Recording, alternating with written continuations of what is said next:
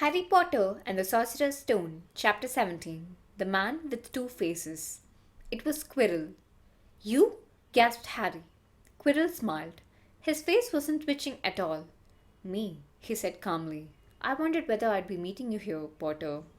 But I thought Snape? Severus?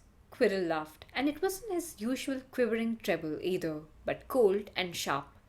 Yes, Severus does seem the type, doesn't he? So useful to have him swooping around like an overgrown bat. Next to him, who would suspect poor, stuttering Professor Quirrell? Harry couldn't take it in. This couldn't be true. It couldn't. But Snape tried to kill me. No, no, no. I tried to kill you. Your friend Miss Granger accidentally knocked me over as she rushed to set fire to Snape at that Quidditch match. She broke my eye contact with you. Another few seconds and I'd have got you off that broom. I'd have managed it before then if Snape hadn't been muttering a counter curse trying to save you. Snape was trying to save me? Of course, said Quirrell coolly. Why do you think he wanted to referee your next match? He was trying to make sure I didn't do it again. Funny, really. He need not have bothered. I couldn't do anything with Dumbledore watching. All the other teachers thought Snape was trying to stop Gryffindor from winning. He did make himself unpopular. And what a waste of time when after all that I'm going to kill you tonight. Quirrell snapped his fingers. Ropes sprang out of thin air and wrapped themselves tightly around Harry. You're too nosy to live, Potter. Scurrying around the school on Halloween like that. For all I knew, you'd seen me coming to look at what was guarding the stone. You let the troll in? Certainly. I have a special gift with trolls. You must have seen what I did to the one in the chamber back there. Unfortunately, while everyone else was running around looking for it, Snape, who already suspected me, went straight to the third floor to head me off. And not only did my troll fail to beat you to death, that three-headed dog didn't even manage to bite Snape's leg off properly. Now, wait quietly, Potter. I need to examine this interesting mirror. It was only then that Harry realized what was standing behind Quirrell. It was the mirror of Erised. This mirror is the key to finding the stone, Quirrell murmured, tapping his way around the frame. Trust Dumbledore to come up with something like this, but he's in London. He'll be far away by the time he gets back. All Harry could think of doing was to keep Quirrell talking and stop him from concentrating on the mirror. I saw you and Snape in the forest, he blurted out. Yes, said Quirrell idly, walking around the mirror to look at the back. He was on to me by that time, trying to find out how far I'd got. He suspected me all along, tried to frighten me as though he could, when he had Lord Voldemort on my side. Quirrell came back out from behind the mirror and stared hungrily into it. I see the stone. I'm presenting it to my master, but where is it? Harry struggled against the ropes binding him, but they didn't give in. He had to keep Quirrell from giving his whole attention to the mirror. But Snape always seemed to hate me so much. Oh, he does, said Quirrell casually. Heavens, yes. He was at Hogwarts with your father, didn't you know? They loathed each other, but he never wanted you dead. But I heard you a few days ago sobbing. I thought Snape was threatening you. For the first time, a spasm of fear flitted across Quirrell's face. Sometimes, he said, I find it hard to follow my master's instructions. He's a great wizard, and I'm weak. You mean he was there in the classroom with you? Harry gasped. He's with me wherever I go, said Quirrell quietly. I met him when I was traveling around the world, a foolish young man I was then, full of ridiculous ideas about good and evil. Lord Voldemort showed me how wrong I was. There is no good and evil, there is only power, and those too weak to seek it. Since then, I have served him faithfully, although I have let him down many times. He has had to be very hard on me. Quirrell shivered suddenly.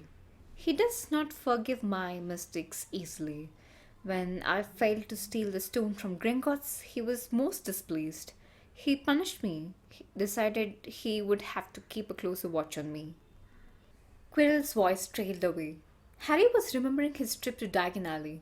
How could he have been so stupid? He had seen Quirrell there that very day, shaking hands with him in the leaky cauldron. Quirrell cursed under his breath. I don't understand. Is the stone behind the mirror? Is the stone inside the mirror? Should I break it? Harry's mind was racing. What I want more than anything else in the world at the moment, he thought, is to find the stone before Quirrell does. So if I look in the mirror, I should see myself finding it, which means I'll see where it's hidden. But how can I look without Quirrell realizing what I'm up to? He tried to edge to the left, to get in front of the glass without Quirrell noticing. But the ropes around his ankles were too tight. He tripped and fell over. Quirrell ignored him. He was still talking to himself. What does this mirror do? How does it work? Help me, master. And to Harry's horror, a voice answered, and the voice seemed to come from Quirrell himself. Use the boy. Use the boy. Quirrell rounded on Harry. Yes, Potter, come here. He clapped his hands once, and the ropes binding Harry fell off. Harry got slowly to his feet. Come here, Quirrell repeated. Look in the mirror and tell me what you see. Harry walked toward him. I must lie, he thought desperately. I must look and lie about what I see, that's all. Quirrell moved close behind him. Harry breathed in the funny smell that seemed to come from Quirrell's turban. He closed his eyes, stepped in front of the mirror, and opened them again. He saw his reflection, pale and scared looking at first. But a moment later, the reflection smiled at him. It put its hand into its pocket and pulled out a blood-red stone. It winked and put the stone back in its pocket, and as it did so, Harry felt something heavy drop into his real pocket. Somehow, incredibly, he'd gotten the stone. Well, said Quirrell impatiently, what do you see? Harry screwed up his courage. I see myself shaking hands with Dumbledore, he invented. I've won the house cup for Gryffindor. Quirrell cursed again. Get out of the way, he said. As Harry moved aside, he felt the Sorcerer's stone against his leg. Did he make a break for it? But he hadn't walked 5 paces before a high voice spoke, though Quirrell wasn't moving his lips. He lies. He lies. Potter, come back here, Quirrell shouted. Tell me the truth. What did you see? The high voice spoke again. Let me speak to him, face to face. Master, you're not strong enough. I have strength enough for this. Harry felt as if Devil's Snare was rooting him to the spot. He couldn't move a muscle. Petrified, he watched as Quirrell reached up and began to unwrap his turban. What was going on? The turban fell away. Quirrell's head looked strangely small without it. Then he turned slowly on the spot. Harry would have screamed, but he couldn't make a sound. Where there should have been a back to Quirrell's head, there was a face, the most terrible face Harry had ever seen. It was chalk white with glaring red eyes and slits for nostrils like a snake. Harry Potter, it whispered. Harry tried to take a step backward, but his legs wouldn't move. See what I have become, the face said. Mere shadow and vapor. I have form only when I can share another's body. But there have always been those willing to let me into their hearts and minds. Unicorn blood has strengthened me these past weeks. You saw faithful Quirrell drinking it for me in the forest, and once I have the elixir of life, I will be able to create a body of my own. Now, why don't you give me that stone in your pocket? So he knew. The feeling suddenly surged back into Harry's legs. He stumbled backward. Don't be a fool, snarled the face. Better save your own life and join me, or you'll meet the same end as your parents. They died begging me for mercy. Liar! Harry shouted suddenly. Quirrell was walking backward at him, so that Voldemort could still see him. The evil face was now smiling. How touching, it hissed. I always value bravery. Yes, boy. Your parents were brave. I killed your father first, and he put up a courageous fight. But your mother need not have died. She was trying to protect you. Now give me the stone, unless you want her to have died in vain. Never! Harry sprang toward the flame door, but Voldemort screamed, "Seize him!" And the next second, Harry felt Quirrell's hand close on his wrist. At once, a needle-sharp pain seared across Harry's scar. His head felt as though it was about to split in two. He yelled, struggling with all his might, and to his surprise, Quirrell let go of him. The pain in his head lessened. He looked around wildly to see where Quirrell had gone, and saw him hunched in pain, looking at his fingers. They were blistering before his eyes. "Seize him! Seize him!" shrieked Voldemort again, and Quirrell lunged, knocking Harry clean off his feet, landing on top of him, both hands around Harry's neck.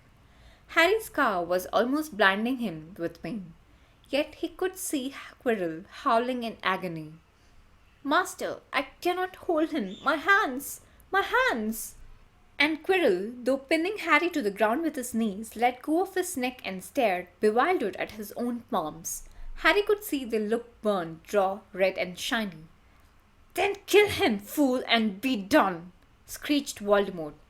Quirrell raised his hand to perform a deadly curse, but Harry by instinct reached up and grabbed Quirrell's face. "Ah!" Quirrell rolled off him, his face blistering, too, and then Harry knew. Quirrell couldn't touch his bare skin, not without suffering terrible pain. His only chance was to keep hold of Quirrell, keep him in enough pain to stop him from doing a curse. Harry jumped to his feet, caught Quirrell by the arm, and hung on as tight as he could.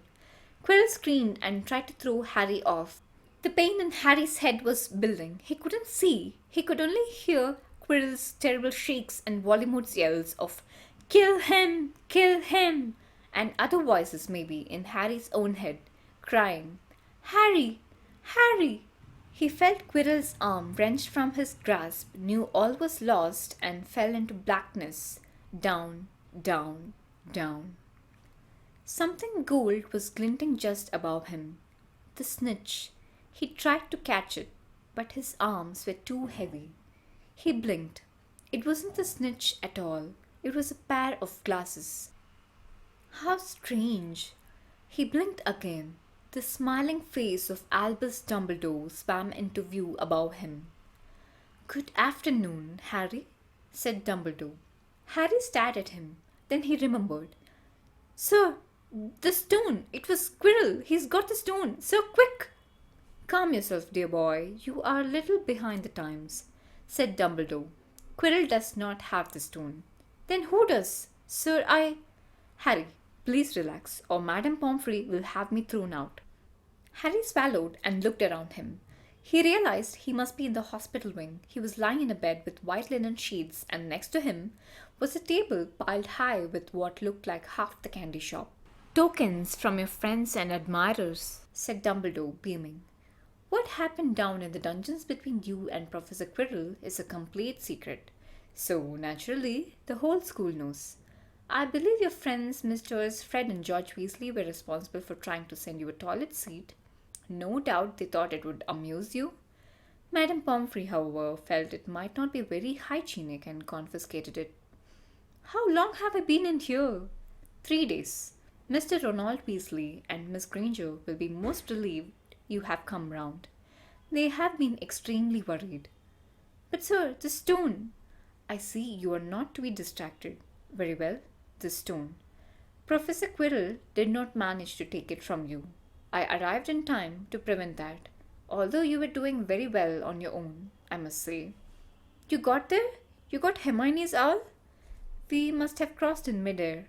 No sooner had I reached London than it became clear to me that the place I should be was the one I had just left.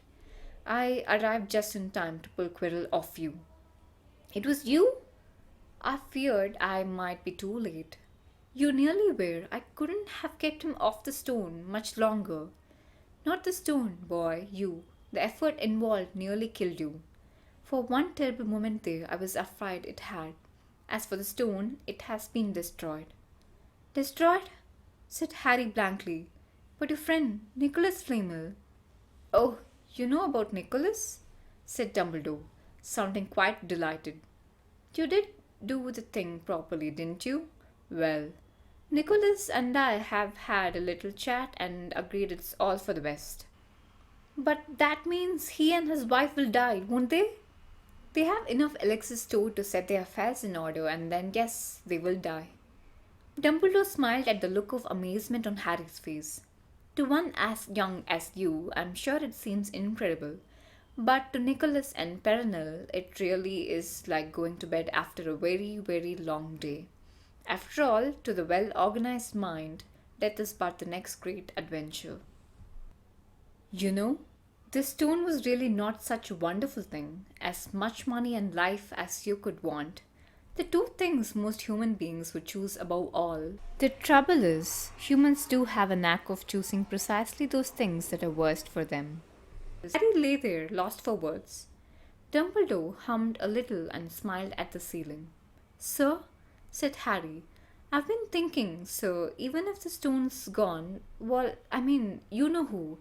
Call him Voldemort, Harry. Always use the proper name for things. Fear of a name increases fear of the thing itself. Yes, sir. Well, Voldemort's going to try other ways of coming back, isn't he? I mean, he hasn't gone, has he? No, Harry, he has not. He's still out there somewhere, perhaps looking for another body to share. Not being truly alive. He cannot be killed. He left Quirrell to die. He shows as little mercy to his followers as his enemies. Nevertheless, Harry, while you may only have delayed his return to power, it will merely take someone else who is prepared to fight what seems a losing battle next time. And if he is delayed again and again, why, he may never return to power. Harry nodded, but stopped quickly because it made his head hurt. Then he said, Sir, there are some other things I'd like to know if you can tell me. Things I want to know the truth about. The truth? Dumbledore sighed. It is a beautiful and terrible thing and should therefore be treated with great caution. However, I shall answer your questions unless I have a very good reason not to, in which case I beg you'll forgive me. I shall not, of course, lie. Well, Voldemort said that he only killed my mother because she tried to stop him from killing me. But why would he want to kill me in the first place? Dumbledore sighed very deeply this time. Alas, the first thing you ask me I cannot tell you, not today. Not now. You will know one day. Put it from your mind for now, Harry. When you're older, I know you hate to hear this. When you're ready, you will know. And Harry knew it would be no good to argue. But why couldn't Quirrell touch me? Your mother died to save you. If there is one thing Voldemort cannot understand, it is love. He didn't realize that love as powerful as your mother's for you leaves its own mark. Not a scar, no visible sign. To have been loved so deeply, even though the person who loved us is gone, will give us some protection forever. It is in your very skin. Quirrell, full of hatred, greed, and ambition, sharing his soul with Voldemort, could not touch you for this reason. It was agony to touch a person marked by something so good. Dumbledore now became very interested in a bird out on the windowsill, which gave Harry time to dry his eyes on the sheet. When he had found his voice again, Harry said, And the invisibility cloak, do you know who sent it to me?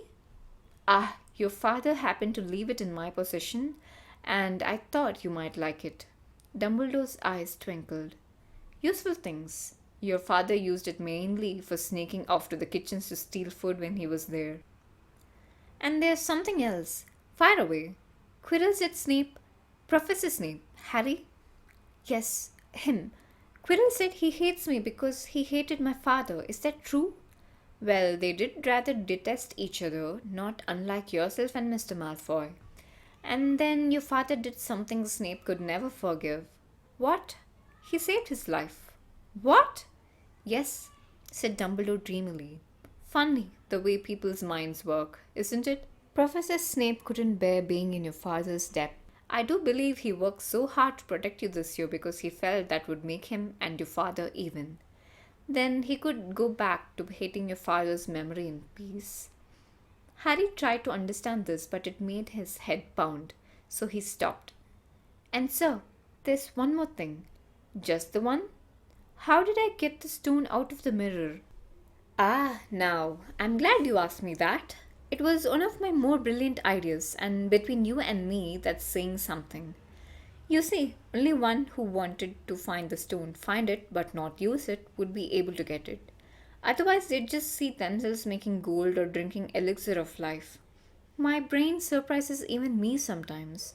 Now, enough questions. Ah, petty pots, every flavor beans. I was unfortunate enough in my youth to come across a vomit flavored one. And since then, I'm afraid I've rather lost my liking for them. But I think I'll be safe with a nice toffee, don't you? He smiled and popped the golden brown bean into his mouth. Then he choked and said, Alas, earwax. Madame Pomfrey, the nurse, was a nice woman, but very strict. Just 5 minutes, Harry pleaded. Absolutely not. You let Professor Dumbledore in. Well, of course, that was the headmaster. Quite different. You need rest. I'm resting. Look, lying down and everything. Oh, go on, Madame Pomfrey. Oh, very well, she said. But 5 minutes only. And she let Ron and Hermione in. Harry! Hermione looked ready to fling her arms around him again, but Harry was glad she held herself in, as his head was still very sore. Oh, Harry, we were sure you were going to. Dumbledore was so worried. The whole school's talking about it, said Ron. What really happened? It was one of those rare occasions when the true story is even more strange and exciting than the wild rumors. Harry told them everything: Quirrell, the mirror, the stone, and Voldemort. Ron and Hermione were a very good audience. They gasped in all the right places, and when Harry told them what was under Quirrell's turban, Hermione screamed out loud. So the stone's gone? Said Ron finally. Flamel's just going to die. That's what I said, but Dumbledore thinks that. What was it? To the well organized mind, death is but the next great adventure. I always said he was off his rocker, said Ron, looking quite impressed at how crazy his hero was. So, what happened to you two? Said Harry. Well, I got back all right, said Hermione. I brought Ron round. That took a while, and we were dashing up to the Owlery to contact Dumbledore when we met him in the entrance hall. He already knew. He just said, Harry's gone after him, hasn't he? And hurtled off to the third floor. Do you think he meant you to do it? Said Ron, sending you your father's cloak and everything? Well, Hermione exploded. If he did, I mean to say that's terrible. You could have been killed. No, it isn't, said Harry thoughtfully. He's a funny man, Dumbledore. I think he sort of wanted to give me a chance. I think he knows more or less everything that goes on here. I reckon he had a pretty good idea we were going to try, and instead of stopping us, he just thought us enough to help. I don't think it was an accident he let me find out how the mirror worked. It's almost like he thought I had the right to face Voldemort if I could. Yeah, Dumbledore's off his rocker, all right, said Ron proudly. Listen, you got to be up for the end of your feast tomorrow. The points are all in and Slytherin won, of course. You missed the last Quidditch match. We were steamrollered by Ravenclaw without you, but the food'll be good. At that moment, Madame Pomfrey bustled over. You've had nearly 15 minutes now. Out, she said firmly. After a good night's sleep, Harry felt nearly back to normal. I want to go to the feast, he told Madame Pomfrey as she straightened his many candy boxes.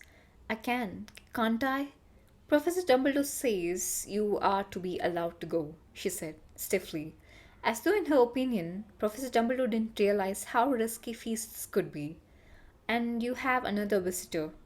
Oh, good, said Harry. Who is it? Hagrid sidled through the door as he spoke.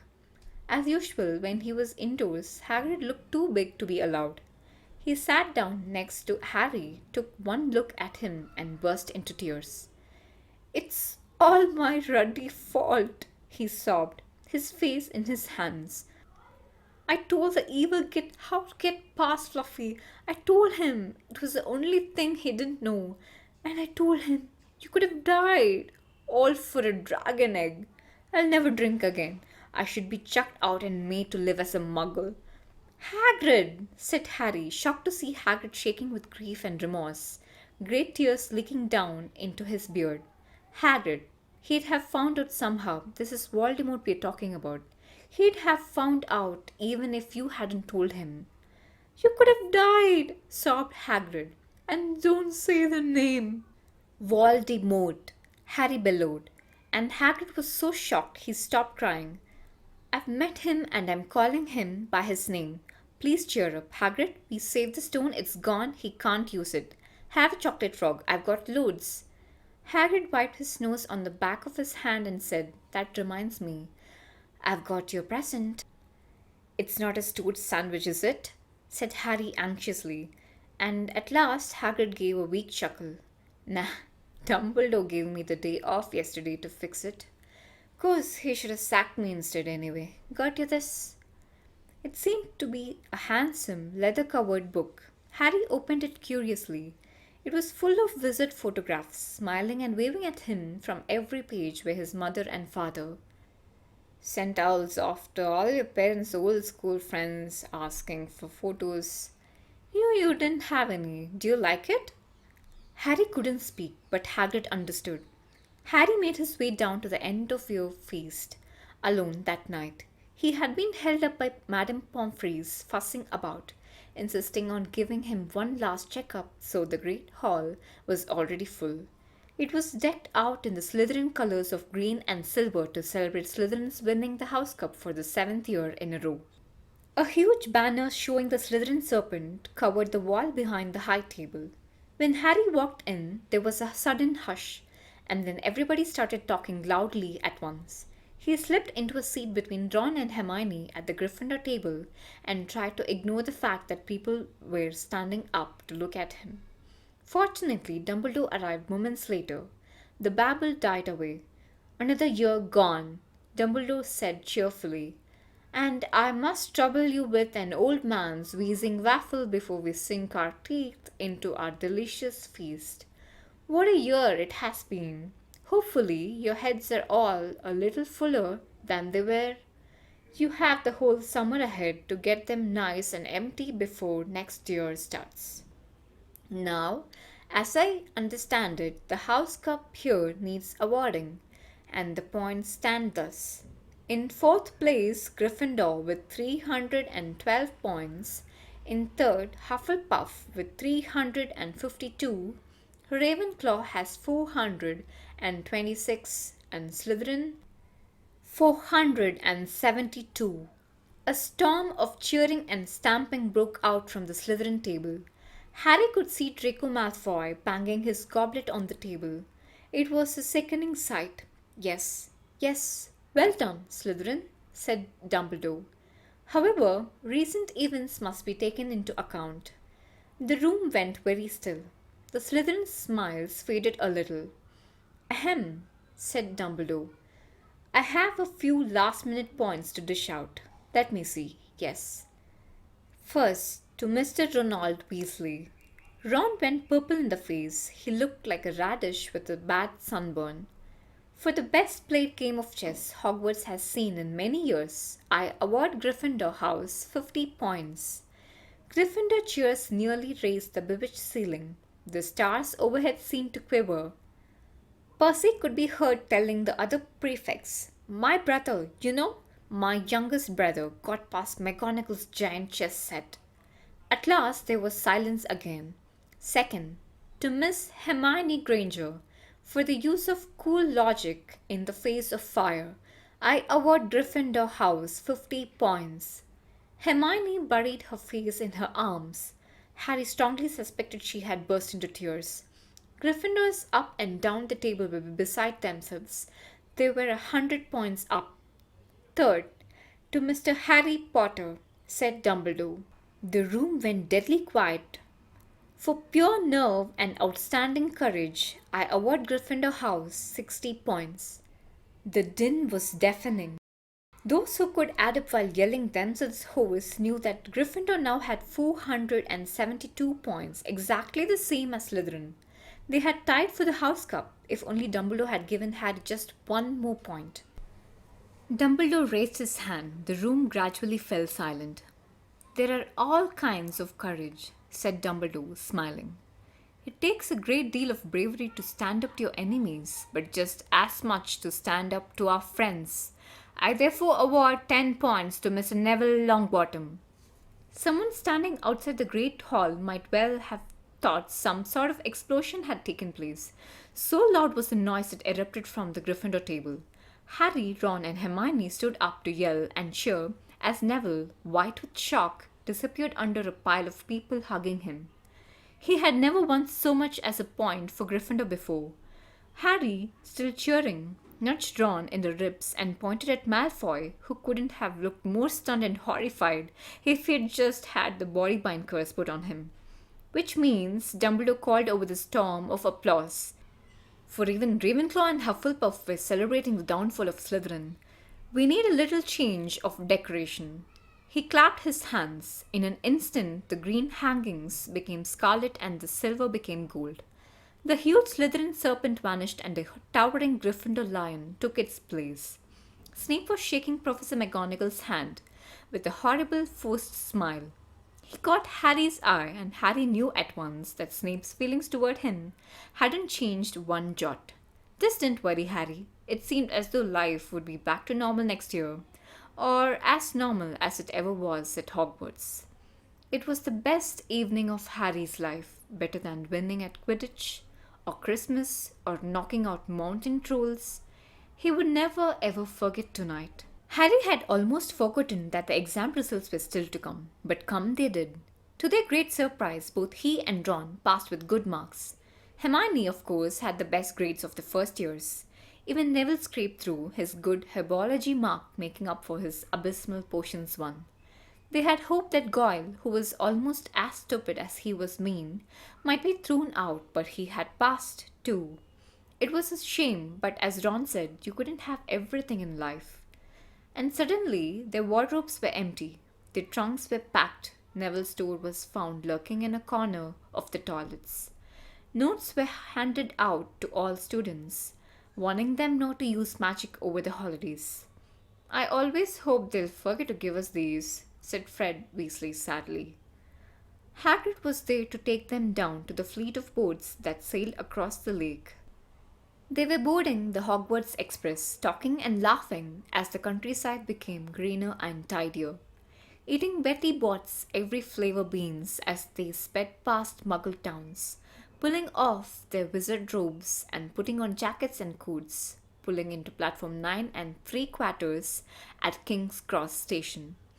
It took quite a while for them all to get off the platform. A wizened old guard was up by the ticket barrier, letting them go through the gate in twos and threes, so they didn't attract attention by all bursting out of a solid wall at once and alarming the muggles. You must come and stay this summer, said Ron. Both of you. I'll send you an owl. Thanks, said Harry. I'll need something to look forward to. People jostled them as they moved forward toward the gateway back to the Muggle world. Some of them called, Bye, Harry. See you, Potter. Still famous? Said Ron, grinning at him. Not where I'm going, I promise you, said Harry. He, Ron, and Hermione passed through the gateway together. There he is, Mom. There he is. Look. It was Ginny Weasley, Ron's younger sister, but she wasn't pointing at Ron. Harry Potter, she squealed. Look, Mom, I can see. Be quiet, Ginny, and it's rude to point. Mrs. Weasley smiled down at them. Busy here? She said. Very, said Harry. Thanks for the fudge and the sweater, Mrs. Weasley. Oh, it was nothing, dear. Ready, are you? It was Uncle Vernon, still purple-faced, still moustached, still looking furious at the nerve of Harry carrying an owl in a cage in a station full of ordinary people. Behind him stood Aunt Petunia and Dudley, looking terrified at the very sight of Harry. You must be Harry's family, said Mrs. Weasley. In a manner of speaking, said Uncle Vernon. Hurry up, boy. We haven't got all day. He walked away. Harry hung back for a last word with Ron and Hermione. See you over the summer, then. Hope you have a good holiday, said Hermione, looking uncertainly after Uncle Vernon, shocked that anyone could be so unpleasant. Oh, I will, said Harry, and they were surprised at the grin that was spreading over his face. They don't know we're not allowed to use magic at home. I'm going to have a lot of fun with Dudley this summer. The end.